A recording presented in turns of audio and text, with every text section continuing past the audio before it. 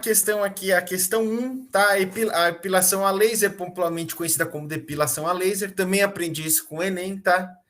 Consiste na aplicação de uma fonte de luz para aquecer e causar uma lesão localizada e controlada nos folículos capilares.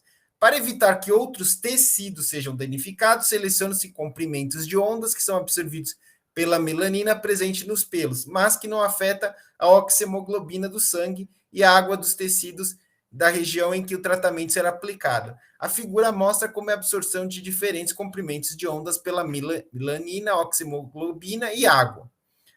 Pessoal, o que a gente vai ver? Exatamente o que a professora Eliane acabou de passar aqui, de conceitos de ondas, tá? De ondulatória, que a gente vai trabalhar, tá? Que quem for médico vai ter que usar, quem for dentista, quem for biomédico, quem for biólogo, vai ter que saber, não tem como não saber esses conceitos físicos para resolver problemas de biologia, tá? Então, mais uma vez a gente fala, não existe existem ciências, não existe essa subdivisão na hora de resolver os problemas, tá? E aí, qual o comprimento de onda ideal em nanômetro? Nanômetro, lembrar, pessoal, que é essa nanotecnologia, nanociências, nano, 10 a menos 9, tá? Então, é um bilionésimo do metro, tá? Então, é um metro dividido por 10 a nona, tá? Qual é o comprimento de Ana em nanômetro ideal para aplicação a laser? Então vamos lá.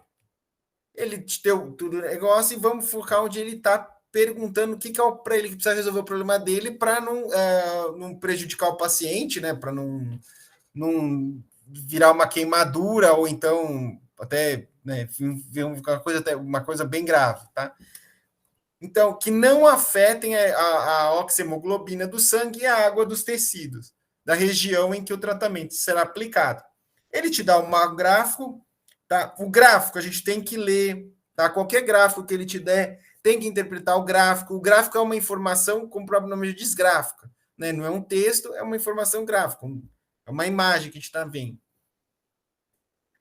Absorção então comprimento de onda por absorção, né? Essa escala está em nanômetro,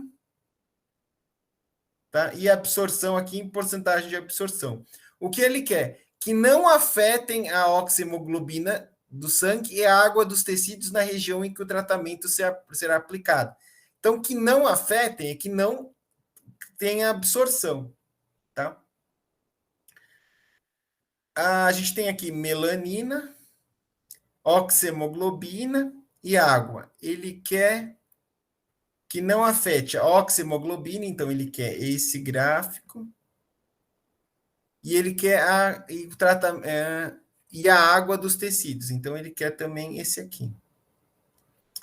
Se a gente colocar aqui, vamos para facilitar, ele já te dá até as questões, ele já te dá direto, ele só quer o número. Né? Se a gente pegar em 400, ó aqui a absorção, a oxihemoglobina, em 400 vai estar aqui mais de 40%. Se a gente for. A água não influenciaria, mas a melanina também já estaria aqui. 700 nessa aqui. Aliás, ele colocou. Ele te deu nessa sequência, tá? Para a gente fazer. Vamos aqui até vendo aqui, subindo o gráfico, tá? 500. Como a gente ia trabalhar aqui, ó, absorção. 1.900. 700, tá aqui, ó. Então, 700 seria a oxihemoglobina, estaria em zero, absorção zero. A água vai começar a absorção aqui acima de 900. Melanina, toda essa faixa. E 1.100, a gente vai ter aqui a absorção de água, hemoglobina, oxihemoglobina.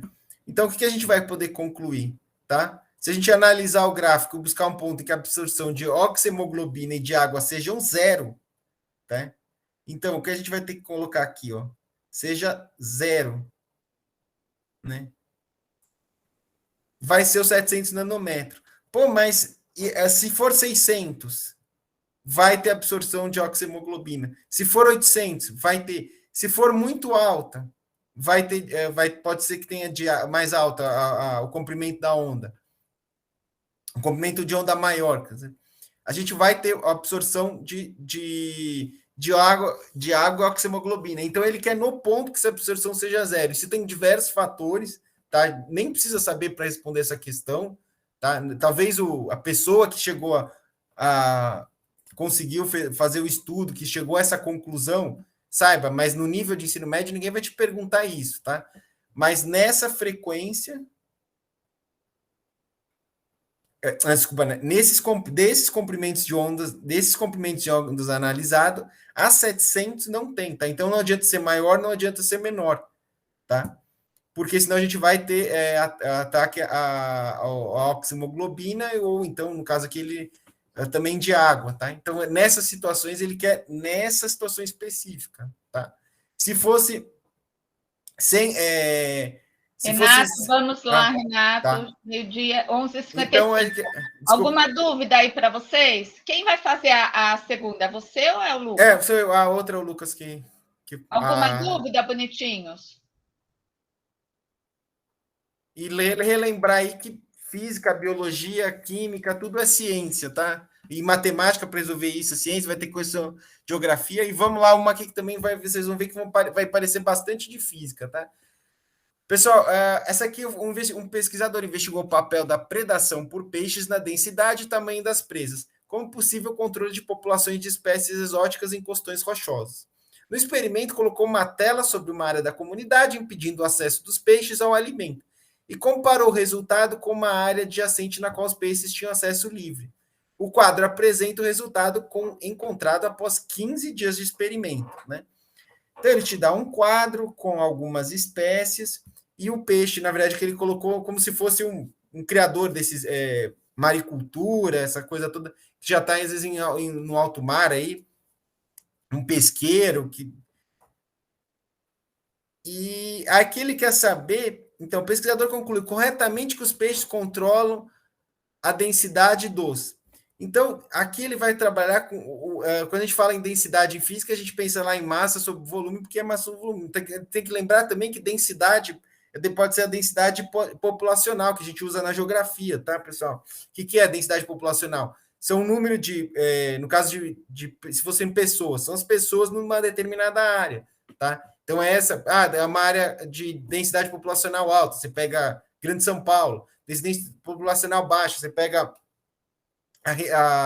a região da Amazônia fora das capitais, tá? Então, isso daí são conceitos que é densidade populacional. Então, é um conceito de geografia que a gente vai usar para resolver questões de biologia. E ele vai te dar essa tabela, tá? E ele vai ver aqui quais são as espécies que têm diferença ou não com o uso da tela, tá? Vamos pegar aqui o caso da água. A água ficou 100 indivíduos por metro quadrado, tamanho médio dos indivíduos por centímetro 15, densidade de indivíduos por metro quadrado sem a tela, 110 e 18. Aí ele te usa para craca, para o mexilhão e para a acidia. Se a gente for comparar a ação do predador, no caso, que é o peixe, com a área de tela ou sem tela, que é exatamente o que foi o objeto do estudo, o que a gente vai ver? A diminuição das quantidades de mexilhão, da variação que passa de 3 para 6. Tá? Então, o tamanho médio dos indivíduos alterou. Isso significa que o peixe predador atuou em mexilhão de menor tamanho, tipificando uma seleção dimensional, pois o fenótipo favorecido foi o de 6 centímetros, então os indivíduos maiores. Tá? Aí a gente voltando aqui, ele te dá, o pesquisador conclui corretamente que os peixes controlam. Aí a gente vai ver algas estimulando o seu crescimento, cracas, com tela, ele foi de 18, com tela estava em 15, sem tela 18. Craca, predadando especialmente animais pequenos. Sem tela estava 1,5, com 15. Sem tela estava em 1,5 E 2, só que o crescimento, indivíduos por... a densidade também foi, com tela, foi de 300, tá? E, pessoal, lembrar, ele colocou área com tela. Isso aqui foi o que caiu na prova. Então, a gente tem que ver, lembrar de sem tela, como era a situação anterior, para com tela, tá? Geralmente, a gente já teria, seria mais fácil a gente visualizar de com tela, de sem tela para com tela, mas no caso aqui ele inverteu, e foi assim que caiu na prova. 4 espécies testadas predando indivíduos pequenos. Então, a gente vai comparar todos, não bateu isso aqui. E assim diz, apesar de não representarem os menores organismos. Então, a gente continua vendo aqui. E com a resolução.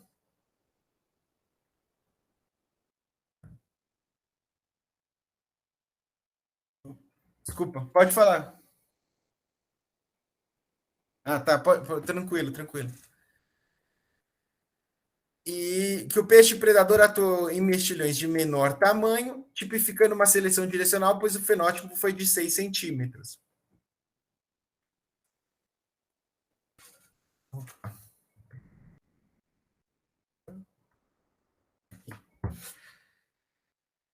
Algas estimulando seu crescimento, cracas predando especialmente animais pequenos, mexilhões predando especialmente animais pequenos, 4 espécies testadas predando indivíduos pequenos. Então, se a gente for, a gente tem que se concentrar na tabela, concentrar, e aí, comparando a ação do peixe predador com área de tela, sem tela, nota a diminuição da quantidade de mexilhões por metro quadrado, variação de tamanho que passa de 3 para 6. Isso significa que, então, a gente está com a C, que de menor tamanho, ficando uma seleção, pois o fenótipo parecido foi o de 6 centímetros, tá? Então, a gente está com a resposta C, tá bom, pessoal? E aí, agora a questão 3, que caiu em 2016, né? Não, desculpa.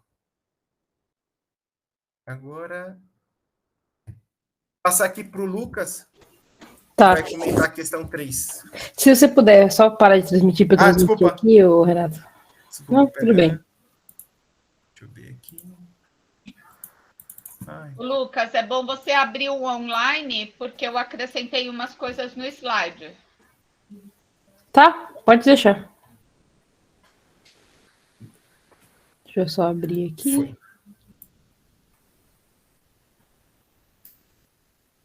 Pronto. Vocês estão conseguindo ver certinho? Certo, Lucas. Tá, vamos lá. Essa é a questão do Enem de 2016, né? É assim, ao percorrer o trajeto de uma cadeia alimentar, o carbono é elemento essencial e majoritário de matéria orgânica que compõe os indivíduos, ora se encontra em sua forma inorgânica e ora se encontra em sua forma orgânica. Em uma cadeia alimentar composta por fitoplâncton, zooplâncton, moluscos, crustáceos e peixes, ocorre a transição desse elemento da forma inorgânica para a orgânica. Em qual grupo de organismos ocorre essa transição? Então, ele quer saber qual que é o grupo desses daqui, né, do fitoplâncton, zooplâncton, molusco, crustáceos ou peixes, ocorre essa transição da inorgânica para a orgânica. Né? Aqui a gente tem uma tabelinha, né, mostrando o que o fitoplâncton é, o zooplâncton, né? O fitoplâncton é o produtor, o zooplâncton é o consumidor primário, o peixe carnívoro é o consumidor secundário e a ave é o terciário, né? A gente tem também essa seta aqui que vai indicando, né? E a gente vai para a resolução, né? Que a transição do carbono inorgânico com o carbono orgânico, ela caracteriza um processo autotrófico, né? E o processo autotrófico ele só é realizado pelos produtores, certo? De cadeia e tudo mais. E que no caso é o fitoplâncton, né? Os outros indivíduos, como o zooplâncton, moluscos, crustáceos e os peixes, eles são seres heterotróficos. Logo, eles são os consumidores, né? Então a nossa resposta é a resposta A. É o fitoplâncton, por ele ser um autotrófico, né, que é dentre essas opções, é o único que realiza essa transição que sai do carbono inorgânico para o carbono orgânico, por ele ser um produtor. Né. Aí aqui eu coloquei só uma imagenzinha para vocês terem uma noçãozinha do que é o fitoplâncton, né? Eles são alguns micro-organismos fotossintetizantes que eles vivem flutuando pela superfície das águas e tudo mais. E eles podem ser unicelulares, coloniais, ou podem ser também filamentosos. E eu acho que é isso a última questão. Aqui, ó. Aqui tem algumas explicações do que são os organismos autotróficos e os autótrofos, né? Que eles podem ser definidos como seres que são capazes de sintetizar o seu próprio alimento, né? Resumindo, eles produzem, né? Teoricamente, o seu próprio alimento, né? Eles são capazes de utilizar o material inorgânico para conseguir sintetizar o material orgânico, né? Que é o que o filantroplâncton faz, né? Entre os organismos que possuem nutrição autotrófica, a gente pode citar os vegetais, as águas, as cianobactérias, algumas espécies de bactérias e protistas, né? Que eu acho que o seguinte, segundo esse daqui, ó, o fitoplâncton, ele é uma cianobactéria, né? Então ele está incluso sim nesse dos autotróficos, né? E a produção de matéria orgânica, ela pode acontecer por meio de dois processos, né? Ela pode acontecer pela fotossíntese ou pela quimiosintese. Sendo o primeiro, acho que ele é o mais conhecido por todo mundo, né? Que a fotossíntese é uma coisa que a gente sempre aprende desde do nosso ensino fundamental 2, enfim. A gente sabe que na fotossíntese eles utilizam a energia luminosa, né? Ou a luz do sol para conseguir produzir energia e fixar o carbono e tudo mais. Já na quimiossintese, a energia é considerada graças à oxidação de substâncias químicas. Agora, os heterotróficos ou heterótrofos, né, que são os outros da questão, eles não são capazes de produzir o próprio alimento, né? Isso a gente pode. Uma das questões lá eram os peixes, né? Então a gente sabe que os peixes eles comem outros peixes, né? Dentro do mar. Então os heterotróficos são aqueles que não produzem o seu próprio alimento. Ele acaba dependendo do consumo de material orgânico. Eu acho que é como a gente, né? Que a gente não produz o nosso próprio alimento diretamente, né? Então, algumas espécies são os animais, fungos e algumas espécies também de bactérias e protistas. E eu acho que é isso. Lucas, até fazer um adendo aqui. Você vê que as duas questões que a gente achou que fossem as mais tranquilas, que foram a 2 e a 3, elas até foram as que tiveram. Um acabou que a gente achava que era a questão mais difícil por ter gráfico, né? Ter que interpretar todo o gráfico e tal.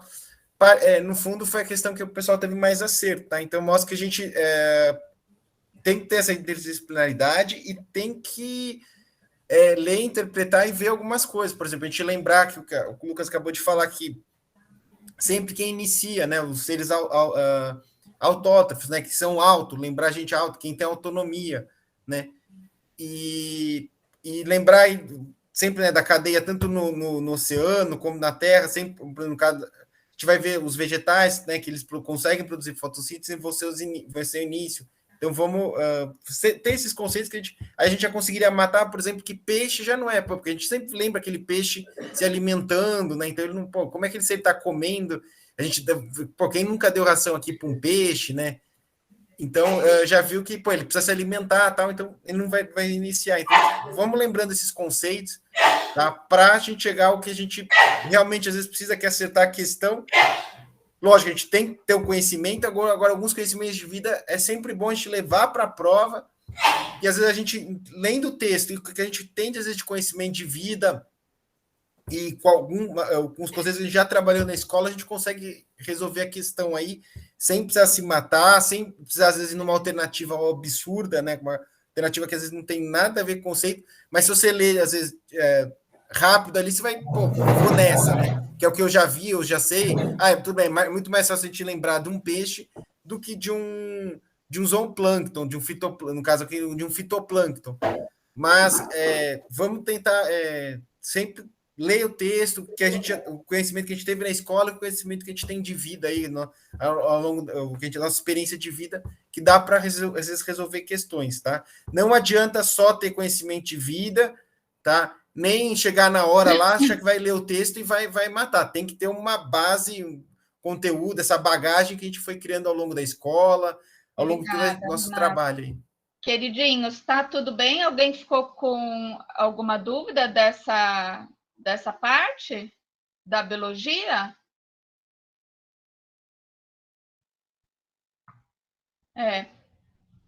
Renato, eu queria só chamar a atenção na questão 2, que era importante eles também terem feito, se você puder voltar na questão 2, era importante eles terem feito aquele cálculo que eu tinha feito da diferença da porca e do parafuso. Era importante eles terem feito aqui o cálculo da densidade, porque ele acaba pedindo. Você pode voltar lá, projetar? Ou eu posso projetar, porque daí eu já faço. Era uma outra maneira de resolver. Melhor, professor, projeta.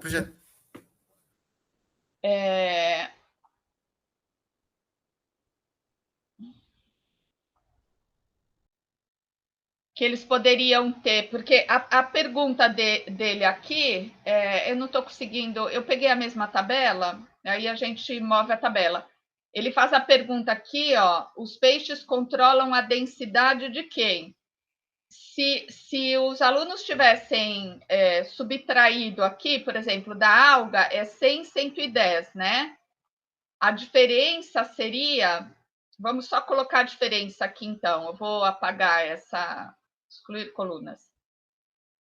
A diferença aqui seria quanto? De 100 para 110? Eita, ele não está me deixando ir? De 10, né? De 300 para 150. 150. De 380 para 200. 180. De 55 para 58. 3. Então, quando aparecer matemática, assim, a minha dica é vocês fazerem os cálculos daquilo que ele está mencionando, no caso era a densidade, e aí vocês tentarem verificar, com base nisso, aquele que teve maior diferença, que foi exatamente o que ele fala, quem controla, né? Que foi exatamente o que ele perguntou. Também, quando tem matemática, também seria uma dica para vocês fazerem aqui, tá bom? Eu agradeço. Só fazer um rapidinho adendo. Também nunca esquecer, tá, de ver, por exemplo, aqui no caso ele usou indivíduos por metro quadrado. Agora confirmem, às vezes ele te dá uma tabela, ele está falando num, ele está falando quilômetros quadrados, no outro ele está falando hectare.